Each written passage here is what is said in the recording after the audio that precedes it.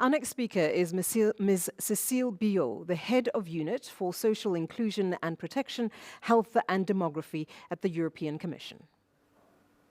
Ms. Billaux, the floor is yours. Thank you. First of all, of course, wanted to thank the Global Fund for the excellent work they are doing to fight the three diseases and all the great presentation we've heard today.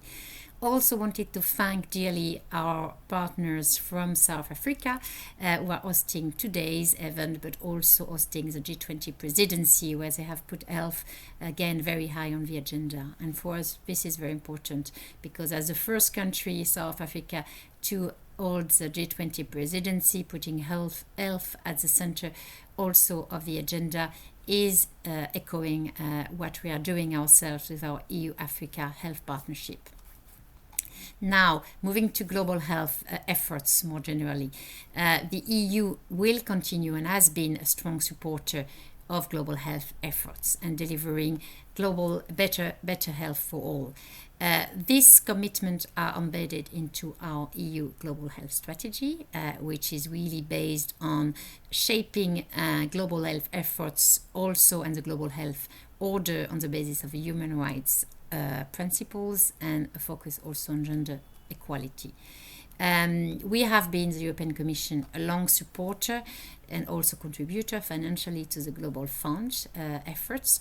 And together as Team Europe, if we take European institutions and EU member states, we are the most substantial contributor to the Global Fund effort, and this since the start of the Global Fund. At the same time, we have today to recognize, and here I'm sharing the same concern as other donors have expressed today, including Japan, that overall we have all major financial constraints on the donor side, and we are not in the same position as we were 3 years ago. So I want to stress here the importance of setting realistic targets and targets that we can all together be able to achieve.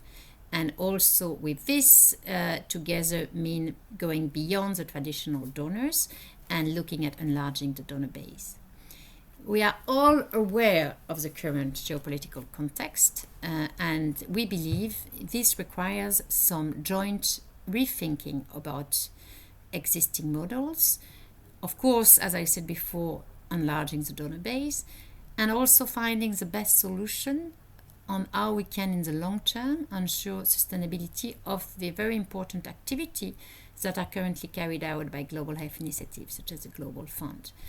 Of course, this should be in line with the Lusaka agenda, something that the EU has been a key contributor to it, together with other donors and implementing country, meaning we should put really people and the most vulnerable one at the center, but really also country ownership into what will be the global health priority at country level and how we will do it together. Of course, doing that imply new ways of jointly addressing global health challenge, being creative.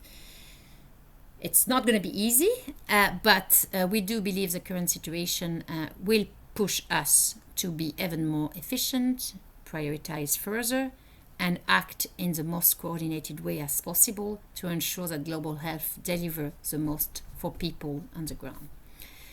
On this, I would like to thank you again for the excellent work and for continuing this discussion together on how we can best shape global health in the new and future realities we are facing.